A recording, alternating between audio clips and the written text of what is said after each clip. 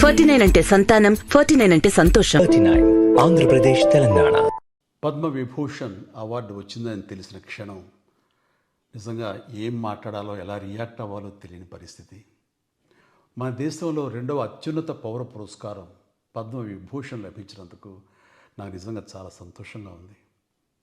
ఒక తల్లి కడుపున పుట్టకపోయినా నన్ను తమ సొంత మనిషిగా, మీ అన్నయ్యగా, మీ బిడ్డగా భావించే కోట్లాది మంది ప్రజల ఆశీస్సులు, నా సినీ కుటుంబం యొక్క అండదండలు, అలాగే నీడల నాతో ప్రతి నిమిషం నడిచే లక్షలాది మంది అభిమానుల ప్రేమ, ఆదరణ కారణంగానే నేను ఈ రోజున ఈ స్థితిలో ఉన్నా. అందుకే నాకు దక్కినటువంటి గౌరవం ఇది మీది.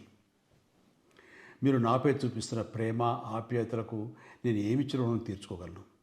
నా 45 ఏళ్ల సినీ ప్రస్థానంలో వెండితెరపై వైవిధ్యమైన పాత్రల ద్వారా వినోదం పంచడానికి నా శక్తి మేరకు నేను ప్రయత్నిస్తూనే ఉన్నా. నిజ జీవితంలో కూడా నా చుట్టూ ఉన్న ఈ సమాజంలో అవసరమైనప్పుడు నాకు చేతనైన సాయం చేస్తూనే ఉన్నా. కానీ మీరు నాపై చూపిస్తున్న కొండంత అభిమానానికి నేను ప్రతిగా ఇస్తున్నది గోరంతే. ఈ నిజం నాకు ప్రతి క్షణం గుర్తుకొస్తూనే ఉంటుంది, నన్ను బాధ్యతగా ముందుకు నడిపిస్తుంటుంది.